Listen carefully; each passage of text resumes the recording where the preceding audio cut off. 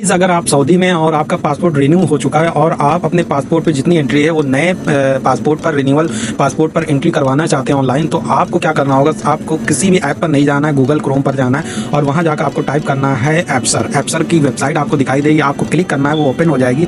तो वहाँ पर आपसे आपका अकामा नंबर और आपका जो है एप्सर ID का पासवर्ड, ये दो चीज़ आपसे मांगेगा, आपको वो डालना है और उसके बाद सबमिट कर देना है। तो आपसे आपके फ़ोन नंबर पर OTP आएगा, एक वेरिफिकेशन कोड आएगा। उस वेरिफिकेशन कोड को आपको यहाँ पर एंटर करना है। तो वो कोड जो होता है वो 4 डिजिट का होता है, 4 डिजिट का होता है। जैसे ही वो आता है आपको यहाँ पर एंटर करना है। कभी आपका जो वेरिफिकेशन कोड होता है वो पॉपअप नहीं होता है, तो आपको मैसेजेस में जाना है ऐप में और वहाँ जाकर आपको OTP मिल जाएगा जो रिसेंटली आया होगा, यानी कि जो अभी आया होगा अब OTP, वो OTP आपको वहाँ से कॉपी करना या फिर देख के यहाँ पर आकर आपको एंटर करना और ये आपको आपके होम पेज पे रिडायरेक्ट कर देगा इस तरह से। ठीक है, तो फिर आप चलिए आगे देखते हैं क्या होगा। वेबसाइट आपको होम पेज पर रिडायरेक्ट कर देती है, जहाँ पर आपको आगे का प्रोसेस मैं बताने वाला हूँ।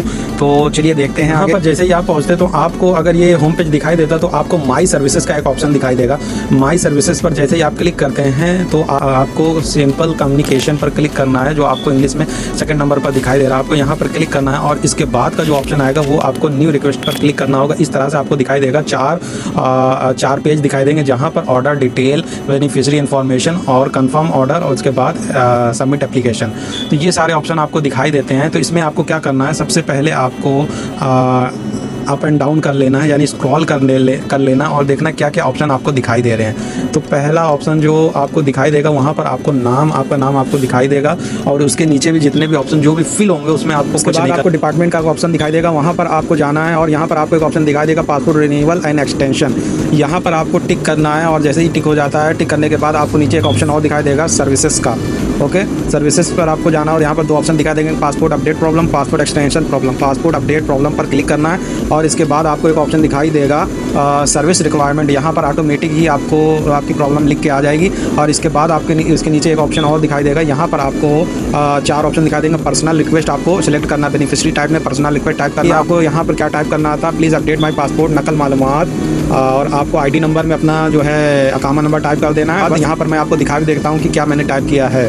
ठीक है, तो ये इतनी चीज़ कर देना और करने के बाद आपको अटैचमेंट में आपको PDF बना के रख लेना है। आपको पुराना पासपोर्ट और नया पासपोर्ट का फ्रंट पेज, इसी तरह से आपको पुराना पासपोर्ट का लास्ट पेज और नए पासपोर्ट का लास्ट पेज, इन दोनों को एक साथ आपने फ़ोटो खींचना है। फ़ोटो खींचने के बाद आपको क्या करना है, इसका PDF बना लेना है और PDF बनाने के बाद फिर आपको क्या करना है, यहाँ पर आपको अटैच कर देना। अटैच करने के बाद आपको सबमिट कर देना है। देखिए हमारा पहला पेज सबमिट हो चुका है। अब हम देखते हैं इसको इंग्लिश में ट्रांसलेट करके। यहाँ पर हमारा सारा काम पहले पेज का हो चुका है। अब हमें नीचे स्क्रॉल करके नीचे चले जाना और हम देखते हैं क्या ऑप्शन आ रहा है। यहाँ पर ऑप्शन आता है सबमिट एप्लीकेशन। सबमिट एप्लीकेशन पर हम क्लिक कर देंगे और क्लिक करने के बाद अब हम देखते हैं हम कौन से पेज पर जाते हैं। अब हम दूसरे पेज पर आ चुके हैं और दूसरे पेज पर आने के बाद फिर से ये हमें एक बार कंफर्म करने के लिए बोलता है, तो हम ऊपर से नीचे तक सारी चीज़ें देख लेंगे और देखने के बाद कंफर्म पर क्लिक कर देंगे। अब हम सारी चीज़ें हमारी कंफर्म हो चुकी हैं और हमारा एप्लीकेशन भी सबमिट हो चुका है। तो अब हम यहाँ से अपना एप्लीकेशन नंबर यहाँ से कॉपी कर लेंगे और कॉपी करने के बाद हमारे पास एक मैसेज आएगा और उस मैसेज को ओपन कर लेंगे और ओपन करने के बाद वहाँ पर एक लिंक दिखाई देगा। उस लिंक पर क्लिक करेंगे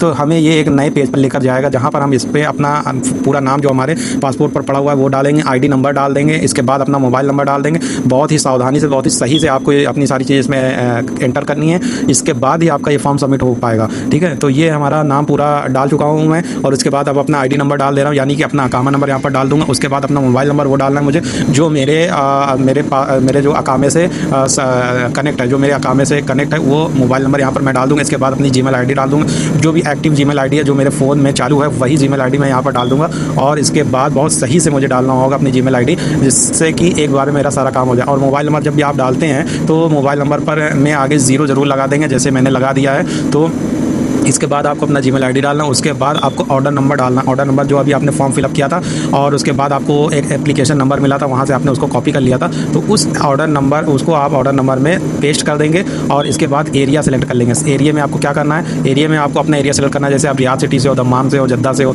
या किसी नॉर्थ एरिया से हो, साउथ एरिया से हो, तो मैं इसके लिए अपनी सिटी सेलेक्ट कर लूँगा, अल्जौफ सिटी। अल्जौफ सिटी में सेलेक्ट करने के बाद देखिए अल्जौफ सिटी अल्जौफ रीजन में सेलेक्ट कर लूँगा। अल्जौफ रीजन सेलेक्ट करने के बाद डिपार्टमेंट में में आ जाऊँगा। डिपार्टमेंट में मुझे पासपोर्ट रिन्यूअल एंड एक्सटेंशन पर क्लिक करना, सर्विसेज में तहदीस पर क्लिक करना और उसके बाद जो मैंने वहाँ पर सर्विस रिक्वेस्ट में जो मैंने टाइप किया था वही चीज़ यहाँ पर भी मैं पेस्ट कर दूँगा आकर। और पेस्ट करने के बाद मैं जैसे ही सबमिट करूँगा तो सबमिट करने के बाद यहाँ पर मुझे एक एरर दिखाई दे रहा है जो पहली बार में नहीं हुआ है, यानी कि पहली बार में मेरा जो मैंने सेंड किया है वो नहीं हुआ। तो दोबारा मैंने सेंड किया, तो दोबारा सेंड करने के बाद मुझे ये नोटिफिकेशन मिल गया, your message number has been received and you will be notified via your registered email ID as soon as possible. We are please to communicate with you with the compliment of the. ये सारी चीज़ें मेरी complete हो चुकी थी। अब मुझे क्या करना है, अब फिर से मुझे एप्सर की उसी आईडी पर चले जाना जहाँ से मैंने फॉर्म सबमिट किया था, जहाँ से मैंने नकल मालूमात के लिए फॉर्म सबमिट किया था, वहीं पर मुझे फिर से जाना और मुझे बैक कर लेना है, या फिर मुझे दोबारा से लॉगिन कर लेना है एप्सर पर। और जैसे ही मैं दोबारा से लॉगिन करूँगा एप्सर पर तो मुझे दो ऑप्शन दिखाई देंगे, एक दिखाई देगा न्यू ज्वाइन और दूसरा दिखाई देगा इंक्वायरी।